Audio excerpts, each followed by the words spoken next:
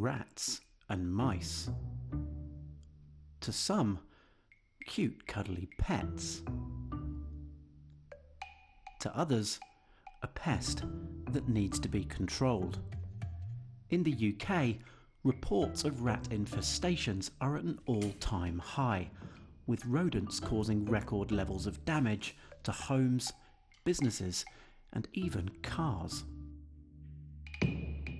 I went along to see how the world's largest pest control company, Rentokil, are using tech to fight back. But don't worry, no rodents were harmed during the making of this film. Send in the AI.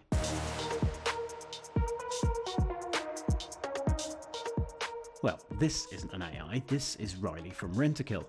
But what he's carrying is using AI to detect rat and mice infestations before they begin. The company have developed a new system called Pest Connect, essentially AI-powered connected cameras, using Google-powered machine learning and object recognition to detect rodents. So what we've got here is a digital camera that takes digital stills, but the beauty of this particular camera in relation to a standard camera is that the AI technology behind it, which allows us to again check those stills and actually detect whether we've got a rodent within that footage, within that image. It filters out anything that's not a rodent and then alerts us and sends us that image of the rodent within the situation. So what does technology like this enable you to do that perhaps you wouldn't have been able to do without this kind of device? So traditionally, a technician would turn up 8 times a year to do a routine check, and that would involve checking every single bait box that's on site or traditional, conventional monitoring devices. That can be quite labour intensive, it quite be intrusive for the customer, quite difficult for us to go and shut areas down. And then when they go away, there's no more monitoring. You have to rely on them coming back again in around 6 weeks' time. And essentially, this camera is running 24/7, and with the AI technology behind it, it gives us that early alert, which is what we need to be able to get on top of activity very, very quickly.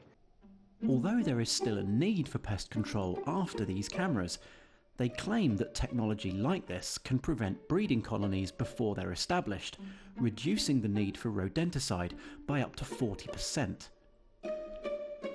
It's already being used in large-scale environments where pest control is crucial, such as supermarket warehouses. What we do is we've partnered with some of the best in the business when it comes to machine learning technology. And what it does is it takes a photo using the PIR sensor that's at the front of the camera that's triggered by motion and heat. And when that photo goes up into the cloud, it's processed through an image processing pipeline that we've built.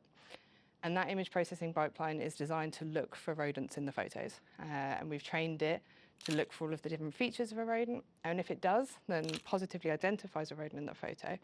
That image is then sent down from the cloud to colleague apps that we've built. So we've built an app specifically for our technicians, where they'll be able to have a look at the photos taken from a camera, see the pest activity, and then off the back of that determine what they'd like to do, so how they'd like to manage the infestation. They can track where a pest has come from and gone through different kind of stages of the image, right the way through to kind of how big is the infestation.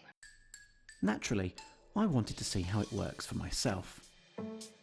So this is what our technician would expect to see inside the app that we've built. So these are all of the photos that would come through, and as you can see, if it positively identifies a rodent in the photo, we'll draw a bounding box around it. And as you can see, even if the rodent's moving or it's quite far away, kind of in the dark, we're able to still detect the activity. So I guess what's interesting here is that, I mean, we don't need machine learning to tell us that the one in the number 2 box there is a mouse, right? We can see that's a mouse. But I guess it's more for perhaps the number 1 that's a little bit more obscure. It's a little bit harder to see. Is that where this tech comes into play? Yeah, exactly. And with cameras, they can take hundreds of photos. So it could be accidentally triggered by light or a change in the environment due to heat, for example. But what we don't want to do is ask our technicians to go through hundreds and hundreds of photos. So using the machine learning to positively identify what's in the photo and then filter out the rest of that noise, in the app, they can just filter it across to positive detections and have a look at only the images with rodents in. The next stage for this technology is to identify individual species of rodent and to incorporate other types of machine learning datasets to identify different pests, such as insects. In the never-ending cat and mouse world of pest control, maybe technology is finally giving humans the upper hand.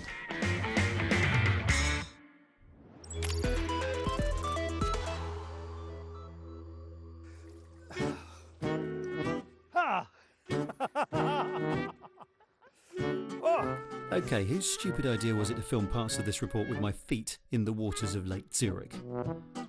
Oh, God! Twice. Of course, I've just been told where the water in this lake comes from. Blooming glaciers, don't it?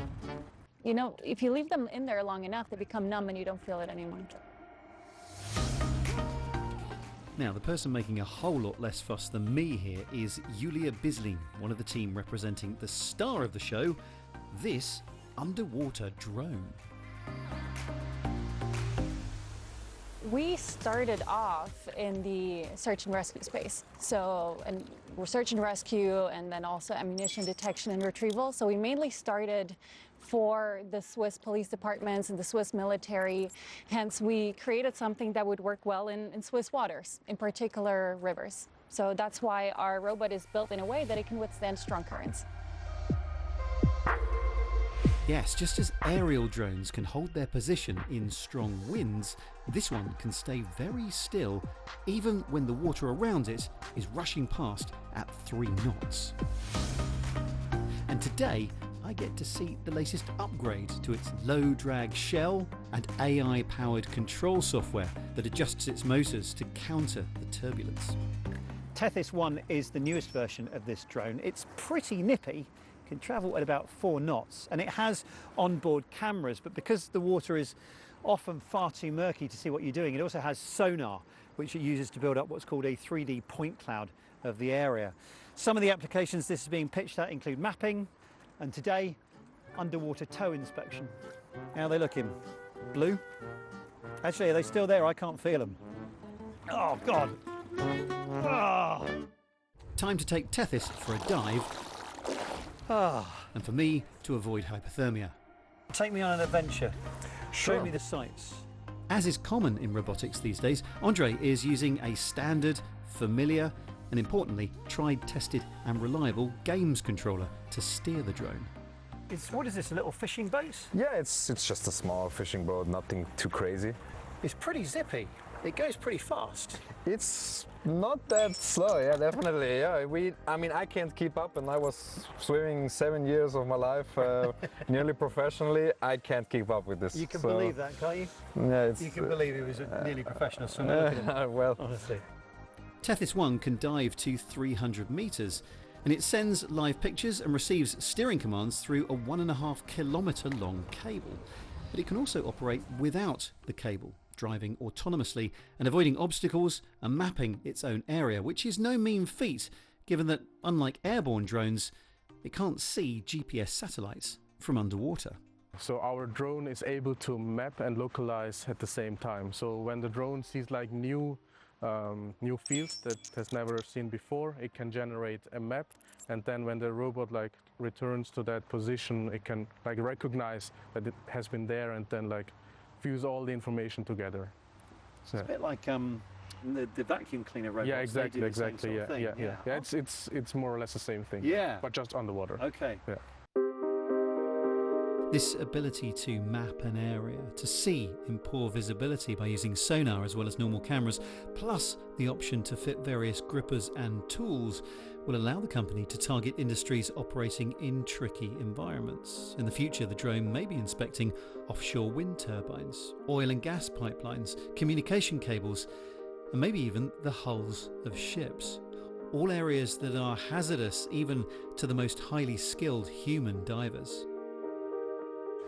This is fish. That's A lot of fish, yeah, exactly. Wow. Tethys is another example of what happens when students meet and study at university, in this case ETH in Zurich, and then decide to work together to take their research further. Who knows what discoveries await this little robot? Oh yeah, There's a the chair. yeah. There's a chair. I mean, it's for I sure tell you what, I cozy. often see the occasional wild shopping trolley in a lake, Yeah. but I yeah, rarely yeah. see a chair. Now, where did I leave my shoes?